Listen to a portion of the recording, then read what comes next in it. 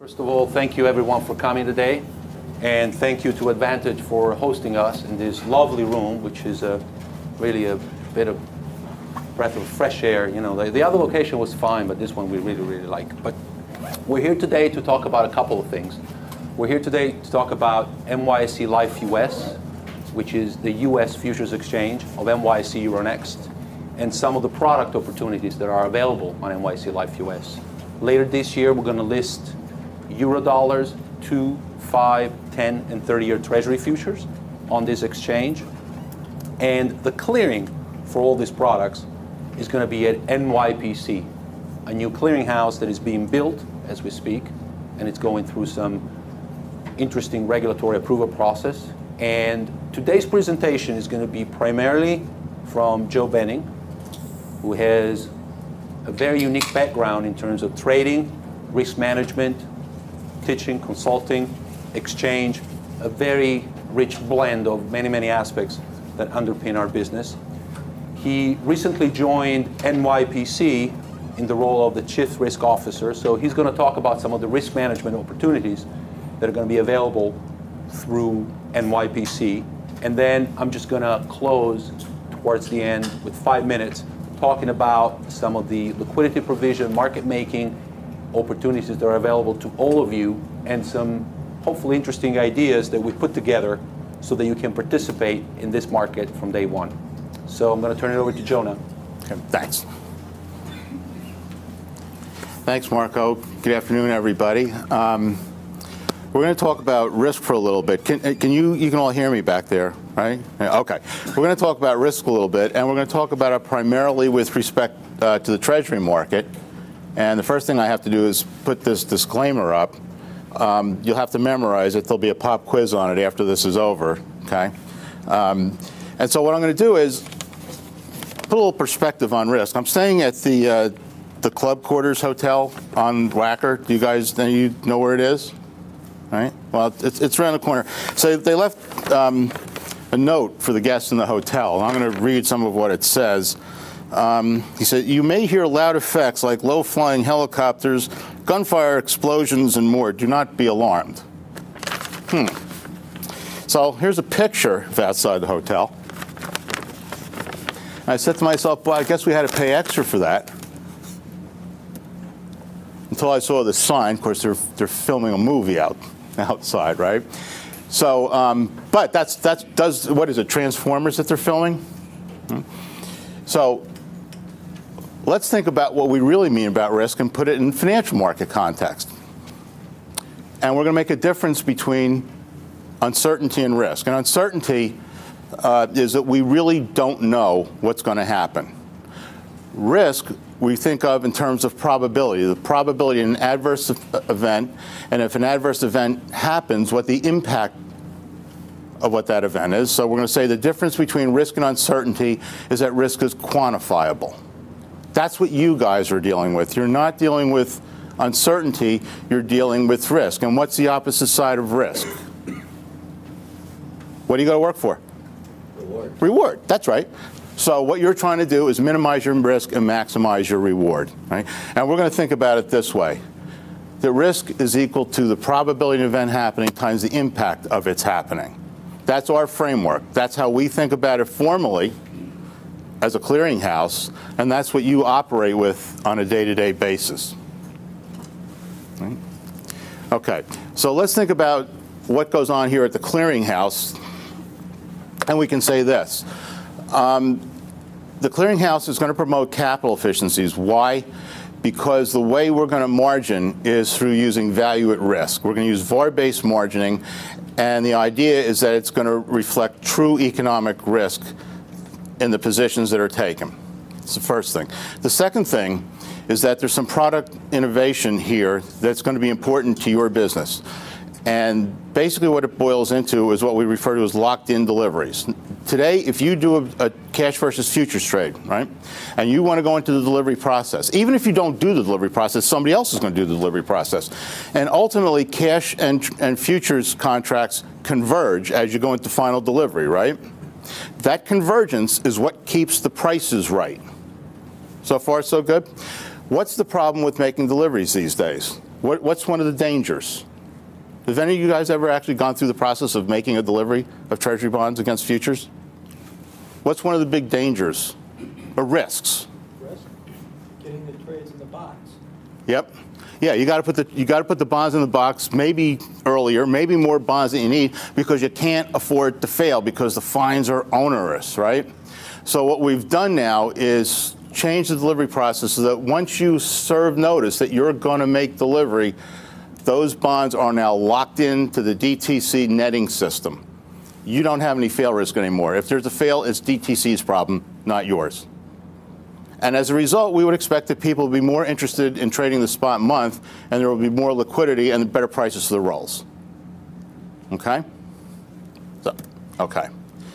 We're going to do Treasury contracts, and we're going to go Eurodollar contracts, the same standard contracts you're all familiar with, 2s, 5s, 10s, 30s, with 200, 100, 100, and 100 notional values.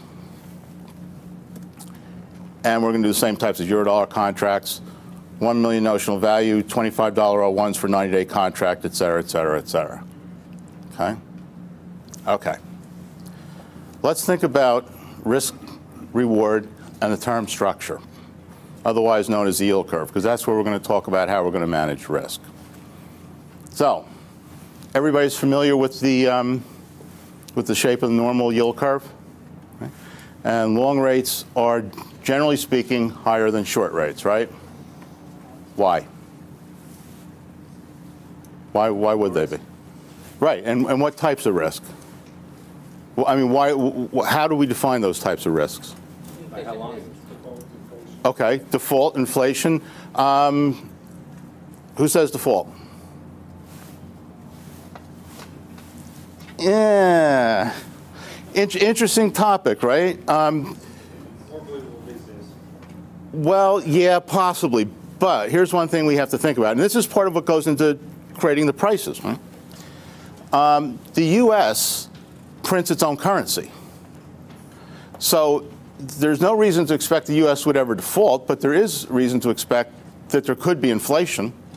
Because I can just, if I'm the Fed, I can just keep on printing the money to pay off the bonds. Except the problem is the dollars won't be worth very much. That's the inflation risk. I would argue that when a country can print its own currency, that default risk is minimized. Countries tend to default in other people's currencies, not their own. But we have an interesting experiment going on. But that would be the traditional argument. Okay. Okay. But over longer periods of time, more things can go bad. So it's riskier. And so since they're riskier, you need to have a higher rate of return to induce you to buy longer dated securities, right? So far, so good. Okay. Let's do a thought experiment. Supposing we own $100 million worth of what? Cash 10-year notes. Right? There's little inflation evident in the system at this point in time, but the economy is in a cyclical upswing. Okay? So we wish to either reduce or transform the nature of our risk. What are a couple ways we could go about doing that? Sell futures. Okay, we could sell futures. Buy puts. Buy puts, okay. Any other suggestions? What else could we do? What kind of swap? Interest rate swap? Yeah. Okay. And when you do this interest rate swap, what would you do? Trade it for short. Okay, so you would shorten your maturities, right? Okay. So you'd sell 10-year fix and buy floating or something like that. Okay, okay. Any other suggestions? We could always just sell some of our bonds, or all of them, right? But we have two divergent strategies here. In this strategy, we're putting some credit risk into the trade, right? There's some credit spread. In this part of the transaction, we're really not changing the credit piece, but we're drastically reducing the maturity depending upon which contracts we sell, right? So, for instance, in this situation, we have 10 years, which contracts will we sell? First, I'd sell 10 years. Okay. Well, sure. I mean, why not? It's a perfectly reasonable thing to do. Any other suggestions about what we might do here? let's think about the predicates we have here. We don't see inflation evident in the system, and the economy is in a cyclical upswing. What generally happens as the economy starts a cyclical upswing? Yield curve steepens. Well,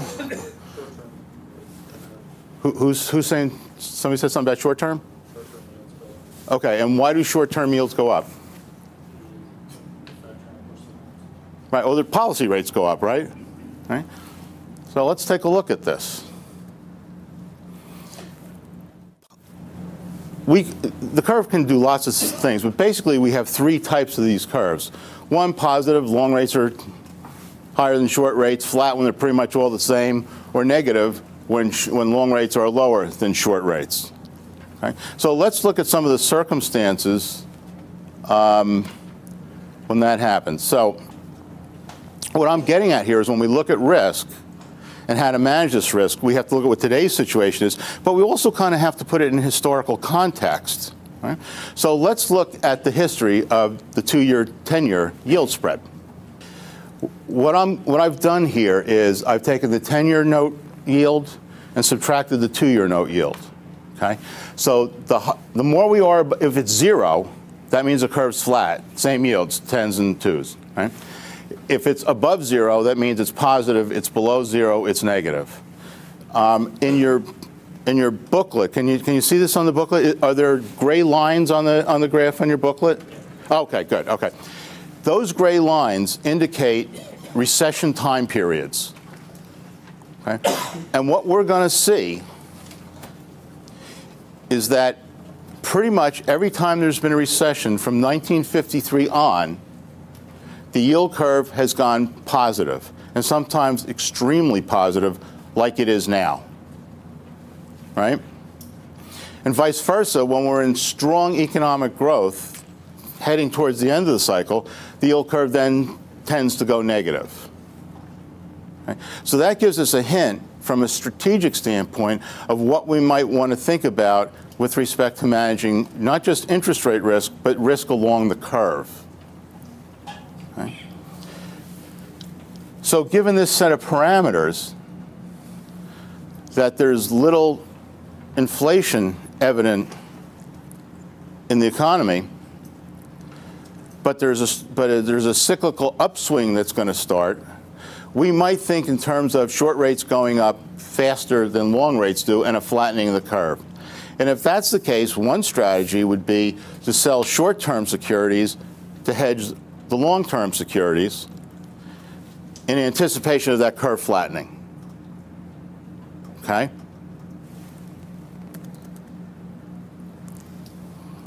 Now, we can think about this sort of thing in tactical or strategic terms. Okay? Tacticals, short-term types of strategies. We think there might be a little bump in the curve, because there's more 2-year supply coming up, there's an auction coming up or something like that. So you sell 2-year notes and buy 3-year notes or something like that. Short, small, tactical type of a trade. Other times we might think of this in structural terms. If there's a turning point in the economy or a turning point in Fed policy. And that's what the discussion is right now, right? When is the Fed eventually going to raise short-term rates? They're not going to stay at 0 forever. At least I guess we hope they're not going to stay at 0 forever, right? So that would be a structural turning point. And at those types of structural turning points, you can see through history that the curve would tend to flatten, generally speaking, with short-term rates going up faster than long-term rates. So in terms of managing interest rate risk, it's not just a question of what the absolute level of rates is, it's also a question of what does the shape of the yield curve look like. Okay? So we might want to think about hedging short rates with long rates and vice versa. Now there's two things that we need to think about in that regard. One is how big do we want to be? Okay? And the second is what I call the leverage of the transaction. If you do a trade where you buy or sell 2-year notes against 3-year notes, that's one thing. If you buy a trade where you trade 2-year notes against 30-year bonds, that's quite another ballgame. So one thing to think about when you're looking at the risk of your position is not just how much it's liable to go up or down with a basis point, or 2 basis points, or 3 basis points, but you can also gauge the implicit leverage of these types of positions by looking at the distance between, on a spread trade, between the maturity or the duration of the short security and the maturity or the duration of the long security. And the wider they're stretched out, the more leverage there is and the riskier it is. So that's another thing we need to think about when analyzing what our position looks like. Okay? Okay. We're going to capture, we look at this, because when we model this, when we do this value at risk modeling, we model all this. These are the things we look at when we're figuring out how to set margin rates. Okay? Okay. There's 2 important rules in analyzing the curve. 2 major rules. Anybody know what they are?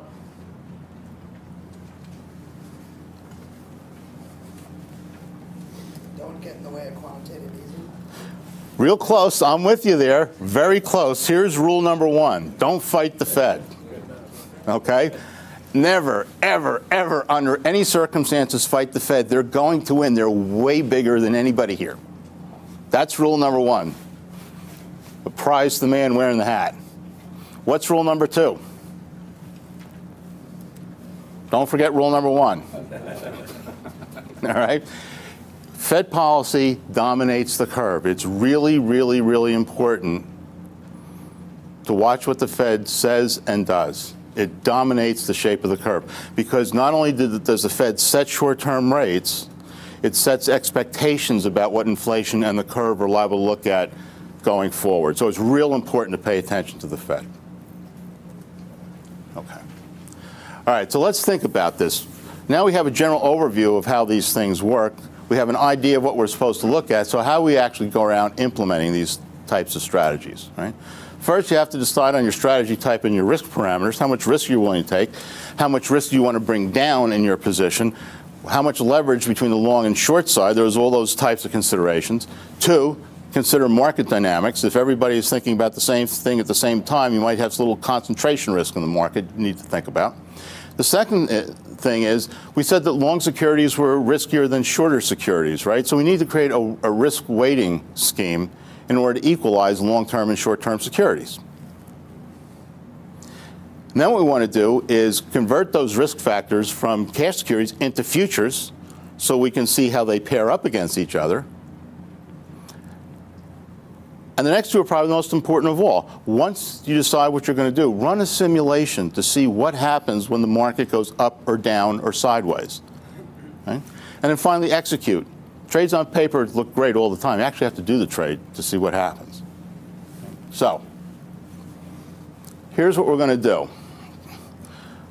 We're going to do some hedge ratios here, and then we're going to take these hedge ratios and we're going to convert them from cash bonds into Treasury futures, so you can see how to manage your risk along the curve with futures contracts. So here's what we're going to do.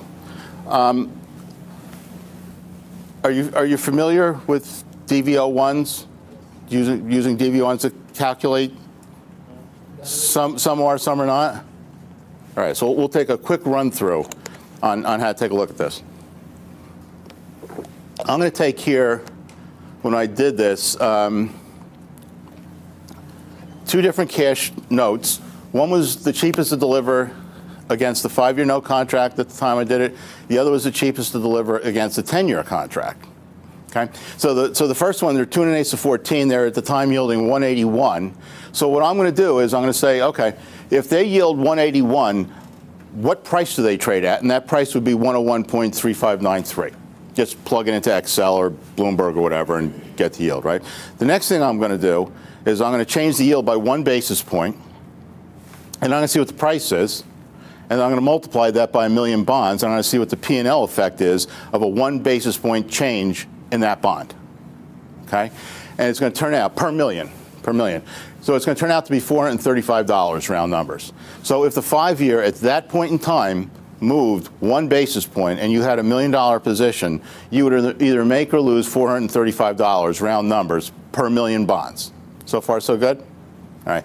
I'm going to do the same exercise with the 10-year. And this time, I'm going to move it from 257 to 258, because that's what the market rates were at the time. And I'm going to calculate the DV01, and it's going to be $643.36. So we can see if interest rates move by 1 basis point on each of those securities, that there's a bigger P&L for the 10-year than there is for the 5-year, $643 versus $435. Right?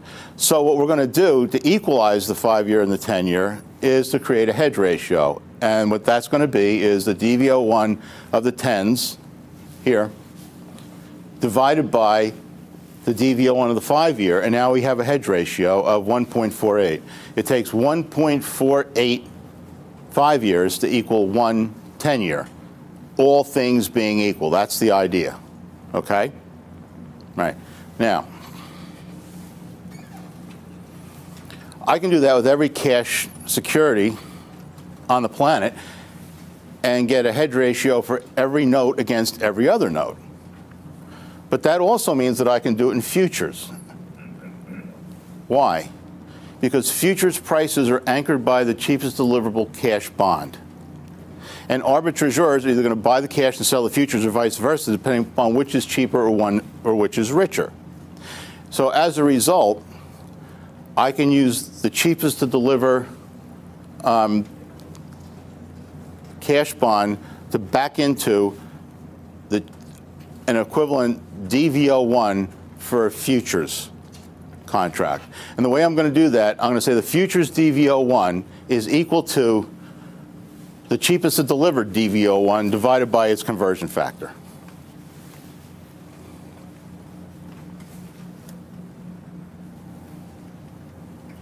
All right, so I'm going to take those same 2 bonds as I had before, right? The 2 1/8 and the 3 1/8, right? And you see we have the DV01 643 and 435. That's what we did before. Now I'm going to divide them through by their conversion factors. Everybody knows what the conversion factors are? You take a conversion factor that you can get on Bloomberg. You multiply the conversion factor by the price of the futures contract, and that'll give you the price that you can make delivery at. Okay? If we go through that exercise, using the conversion factors, we're going to get an equivalent DV01, futures DV01 in the 10-year of 759, and we're going to get one of 506 in the 5-year. These are the 5-year contracts, right? So what we're going to see if we do this exercise is that in cash we get a hedge ratio of 1.478 to 1. In futures we get 1.5 to 1, which means that if we want to trade 5 years against 10 years, if we have 100 10-year contracts we're long, say, and we want to hedge them, we think short rates are going to go up, and we want to hedge those 100 10-year notes, how many 5-year contracts will we want to sell? Yeah, 150, right? Because at 150, they're going to move the same weighted amount up and down, right? At that point, the bet is not what interest rates do directionally. It's a question of what do they do with respect to each other? What does the 5-year, 10-year spread do? Not do interest rates go up or down so much, right? So we've transformed the bet from directional to spread. Okay? Are you talking about hedging the 10-year cash against 5-year futures? Either. We can draw a box. Because, I mean, 1 10-year cash is worth 10 futures. So What? Right. Well, kind of. 1 10-year cash, we're going to say 1 million 10 years? Yeah. Right.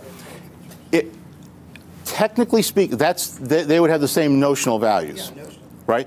But the conversion factor on the 5-year is 0.859. Technically speaking, if it's the cheapest to deliver, you would sell 8.5 contracts against 1 million bonds. Okay, and that's the whole point about these ratios, because the ratios are what really drive these trades, right? And another? Over the course of a week?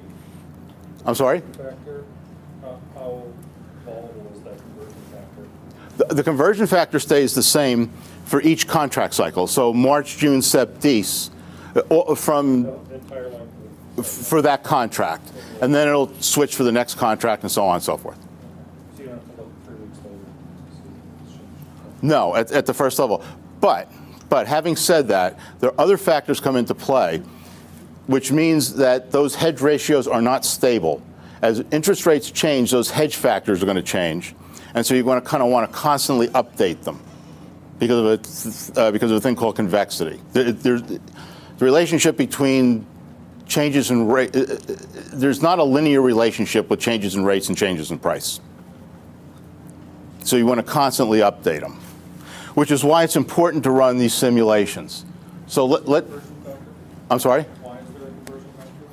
Because there needs to be some way to take cash bonds and make them equivalent to a futures contract so that the cash bond and the futures contract converge. We need to establish a price at which cash bonds can be delivered. And this is the mechanism that allows us to do that. It's a statistical artifact created to allow a delivery process. Well, it's setting an artificial. I'm sorry. Yeah, right. It treats all the way you get the factor, round numbers, is that you say, what would this bond trade at? What's the dollar price of this bond if it traded to yield 6%? That's a rough approximation of what the factor would look like. Okay. Okay, so here's what we're going to do. We're going to simulate. We're going to do this trade. We're going to simulate and say, well, what really happens? This is the way you test and see whether or not these things work as advertised. So what we're going to do is we're going to trade 155-year futures, FVs, against 110 years, TYs, because that's the hedge ratio is 150 to 1.5 to 1. And then we're going to do the same thing on the cash side, where we're going to trade 1.478 to 1. Right? And what we're going to do is we're going to change the yields the same amount and see what our P&L looks like after we move them both up and down by the same basis points. Okay. Okay. It's real important to run simulations, right? Because you don't want to be running them when there's bombs going off anywhere. You want to have your game plan set down ahead of time. That's how you manage risk, right? You think ahead. So here's what we're going to do. We're going to have rates move by, how much am I moving rates here? 75 basis points? All right, so here we're going to change rates by 75 basis points. Right, from 182 to 257, and from 202 to 277. So we're moving the 5-year and the 10-year notes by the same yields, right? Now, I've calculated the basis spreads, which is the spread between cash and futures adjusted by the conversion factor for each of them. Now note, when I move the yields 75 basis points for each, I keep these bases at the same price, meaning that now I can back into and figure out how much the futures contracts must have moved. I'm moving everything by the same amount at the same time, right? So what happens?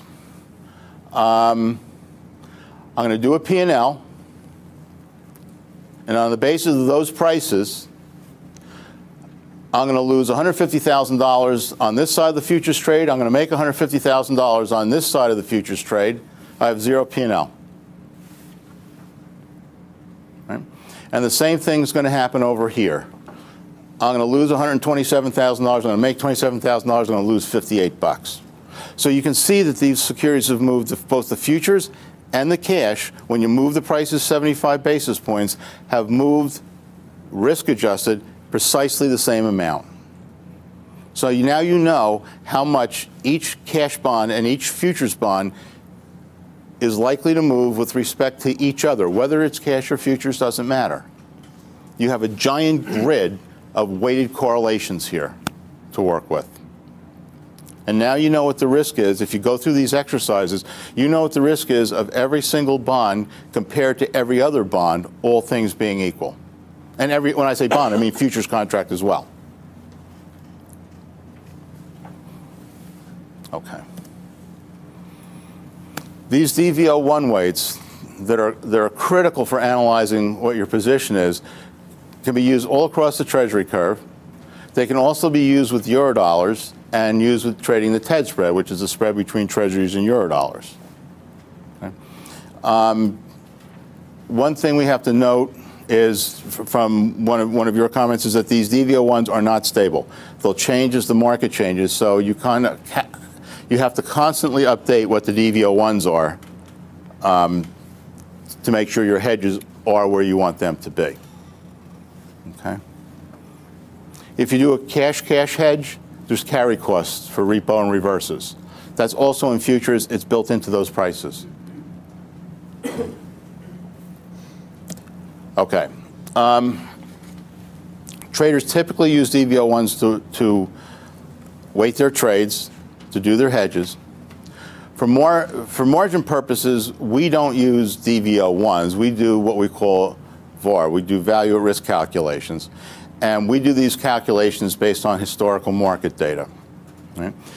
What we do is we analyze a position. We run 250 days worth of data on a position, and we see what the risk is in terms of a maximum expected loss over a specified period of time with the defined confidence interval, which is going to be 99%, assuming market conditions.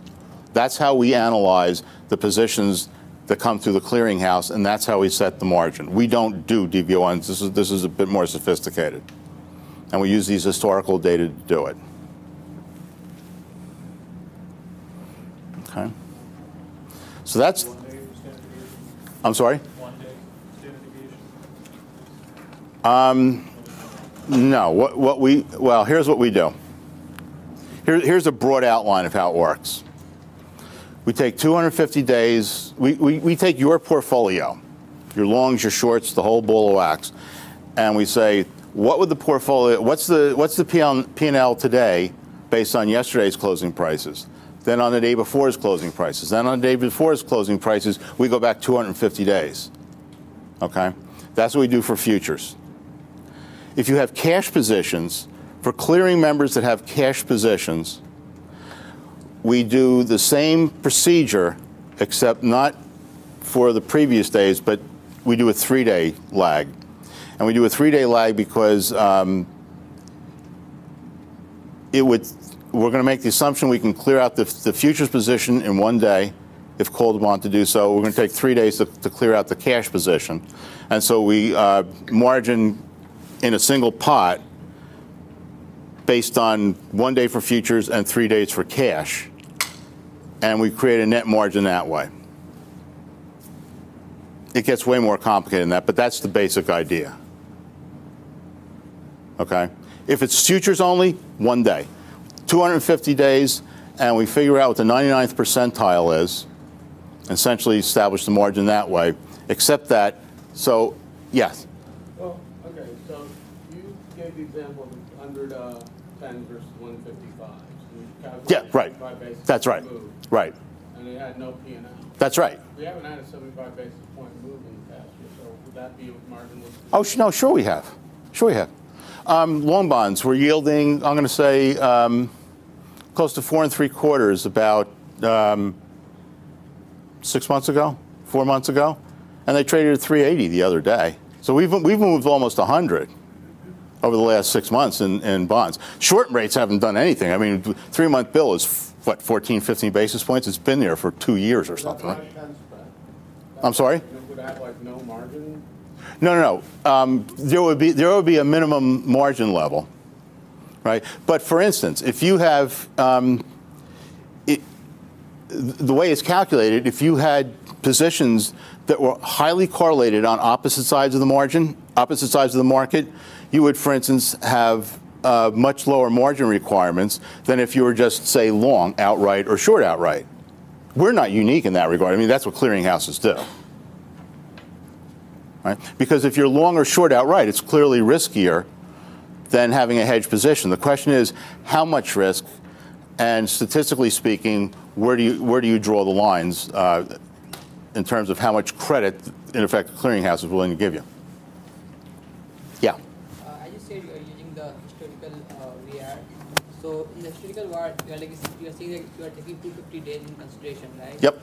So at 99% confidence level, like you are getting the maximum of lowest 2.5 data, right? Okay. So which data you are taking? Like maximum of 2.5 is the second or the third? Well, no, it's a little more complicated than that because we don't weight all the days the same. We front rate the calculations because, as you know, volatility clusters, and the more recent observations are more powerful predicting the future than way past ones. So I'm giving it a very quick overview. What we really do is we time weight or front weight the observations to get to that 99th percentile. We will release a paper at some point that explains precisely how we calculate all this. I'm just giving you kind of like a high-level overview. Okay? Yeah. I have one quick question. So are you basically at a time when cash levels are going down, you're competing against the Board of Trade, eSpeed, and BrokerTech at the same time? Basically, is that what you're trying to do? I'm just trying to figure out like what, because I didn't know if this was. There's like U.S. Futures Exchange and like the XLAX. I'm trying to figure out. Okay, here's like the viability of what I'm having trouble understanding like what you're putting together and like how you're trying to position yourself. Okay, I'll tell you what. On the business side of things, Marco is going to address that in a second. Will I be able to do it? But that's exactly what I'm going to explain when Joe is done. Yeah. In 5 minutes. Yeah, I'll just sum up what we are here because I'm really talking about it. I'm giving you an overview of how we think about risk, not the business proposition. That's Marco's bailiwick. Okay. All right. So let me just sum up and say that we can say the futures contract are an efficient way to manage risk for changes in interest rates in the curve. If you want to successfully manage your risk, it depends upon a couple of things. It helps to have the right strategy.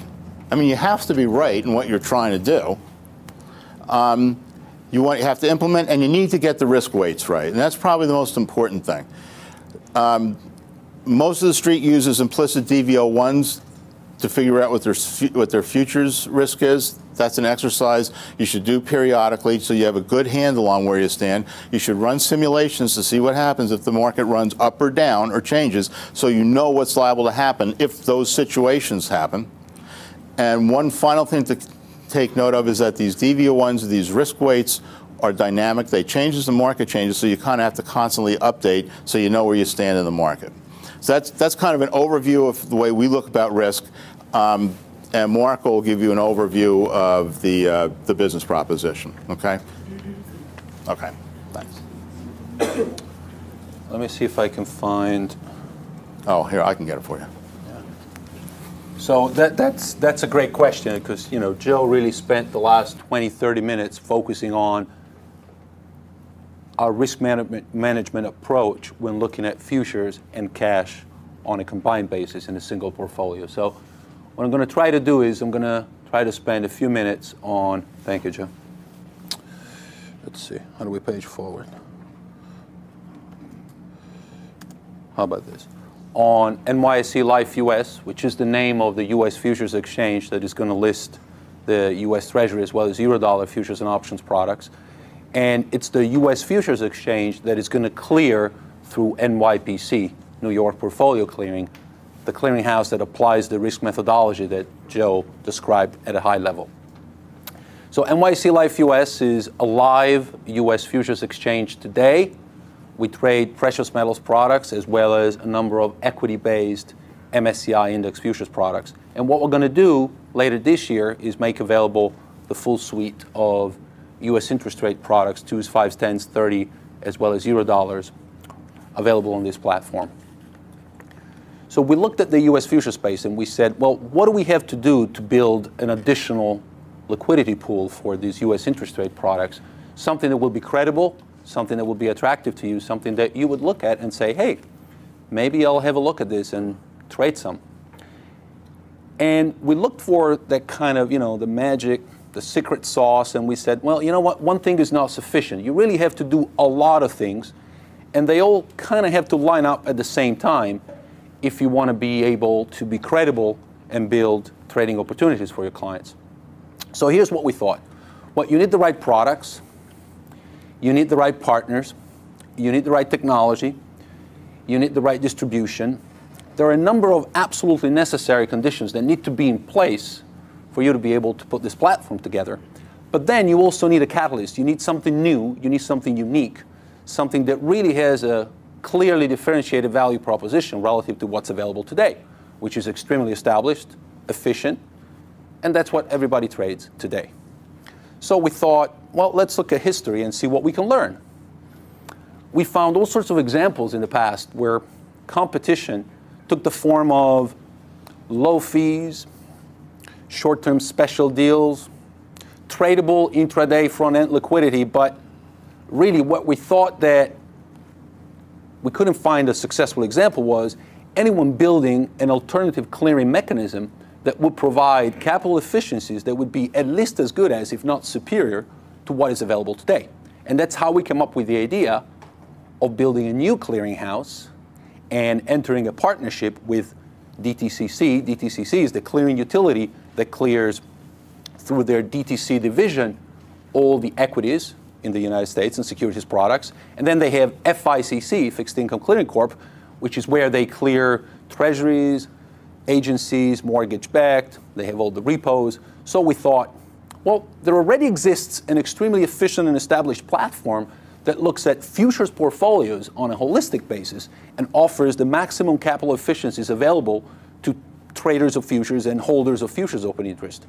However, what this clearinghouse does not do today, it does not combine the potential efficiencies associated with combining cash and futures in a single portfolio. So the question is pretty straightforward. It's like, well, why? Why haven't they done so? And it goes back to the risk methodology.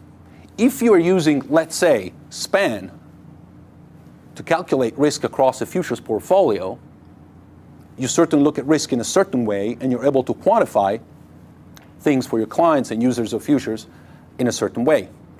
Now, if you are looking at cash markets and you use a VAR-based methodology, you're able to do a different type of calculation and look at the risk profile of a cash portfolio.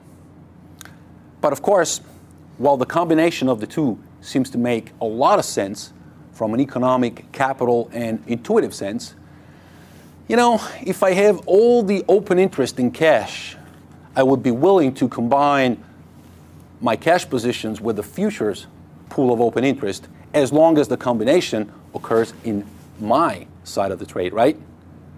For you and I, it would make a lot of sense to get together and go after this opportunity. So you give me all your capital, we combine it with my expertise, and we're both better off. Well, you may feel different. You may feel like, you know what, that's great. I see the vision. So why don't you give me all your capital, we combine it with my expertise, and everyone is better off.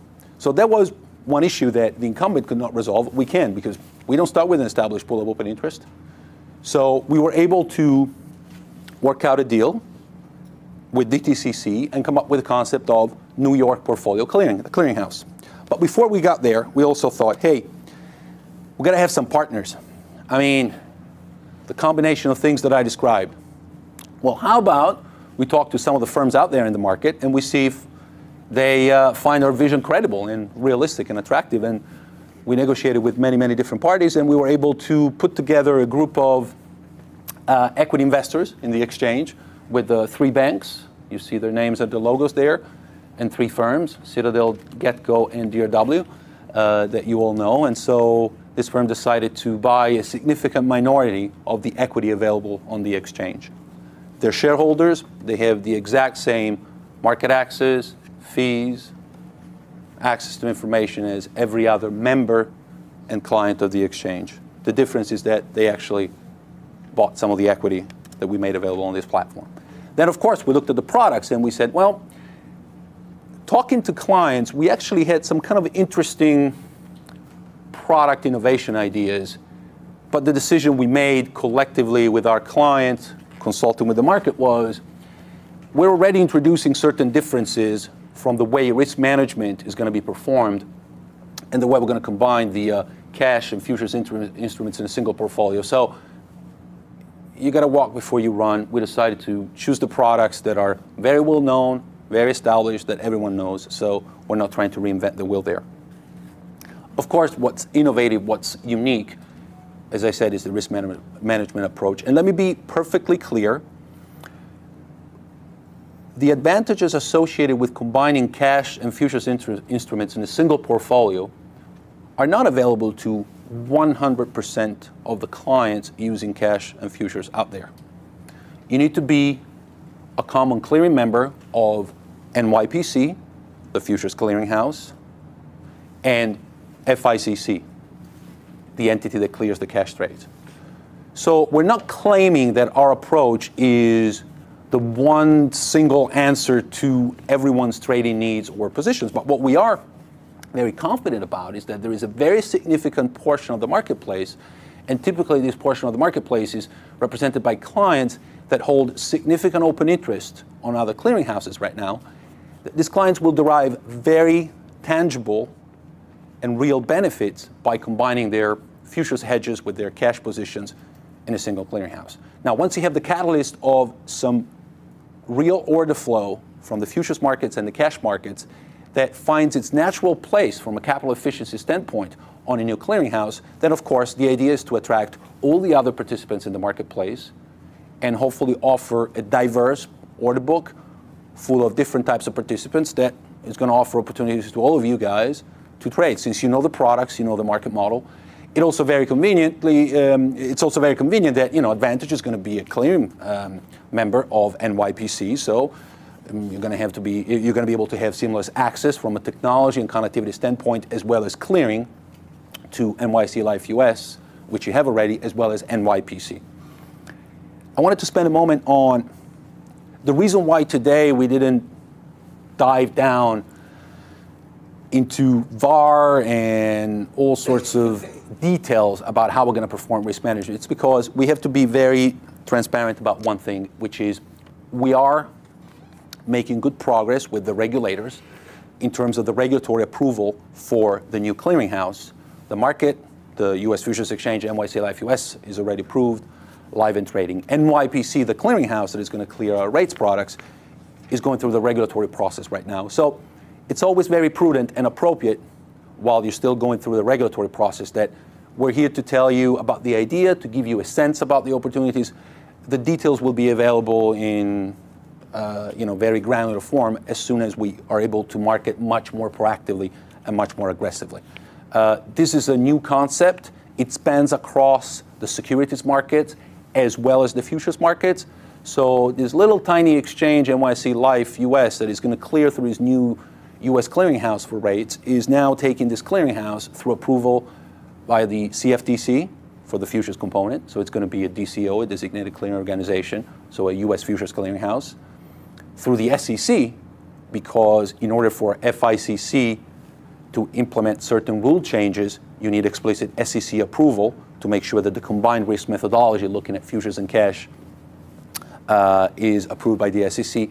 And from a systemic standpoint, which is also an area where we provide significant advantages, because the Fed, it's the third regulator involved, is also taking a proactive role, because they really like the idea of, if they have to assess the actual risk of a portfolio for certain really large market participants active in cash and futures, it's very convenient to be able to go into one single venue and actually be able to assess and measure the exposure that derives from cash alongside the exposure that derives from futures positions. Right now, if they want to look at a portfolio, they can go and look at someone's cash portfolio and they say, oh, but I'm hedged. I got a bunch of futures positions. Where are they? Well, got to go to the other place and see what ties with what. So the idea of combining the exposures and the offsets is very efficient from a systemic standpoint. Very quickly, the clearinghouse is a 50-50 joint venture between ourselves, NYSE Euronext, and DTCC. This is a visual. It's, the one picture we wanted to show you, the single pot versus the two-pot margining system. So on the left-hand side, you have two vertical silos, one that looks at cash positions, the other one that looks at futures positions, and only the residual gets cross-margin, which is very, very little today, as opposed to looking at the portfolio from a holistic perspective and doing the net capital efficiency. So we built an exchange. It's there. It's available. It's tradable today. We chose some products. We chose a number of partners. We do business every day with hundreds of different clients in other asset classes. We're working with the clearing firms in Chicago, in New York, in Europe, everywhere, to make sure that these new sets of products that is not so new, but it's available through a unique risk management model, is going to be available to our global clients. So we think we have put together a number of building blocks in place, and what we certainly hope is that you'll look at this venue, you will find some trading opportunities. You know the products better than, anybody else. And the go live is going to be shortly. As soon as we have regulatory approval, we're going to have a firm launch date, and everything is built. A lot more details forthcoming as soon as we can announce a firm launch date. We're going to have market making programs. We're going to have what we call liquidity programs for high volume traders. There will be a number of opportunities for those of you who may be looking at trading on an intraday basis and not necessarily carrying open interest or don't have the infrastructure in place that combines cash with futures. But we're doing something new, something innovative. We think that it's going to bring some interesting competition. And we certainly hope there will be opportunities for you guys to look at this market. So thank you very much. Any questions on the complicated stuff or the very simple stuff? Most welcome at this point, or I guess over, well, we have water and sodas, but it's a hot day after all, so.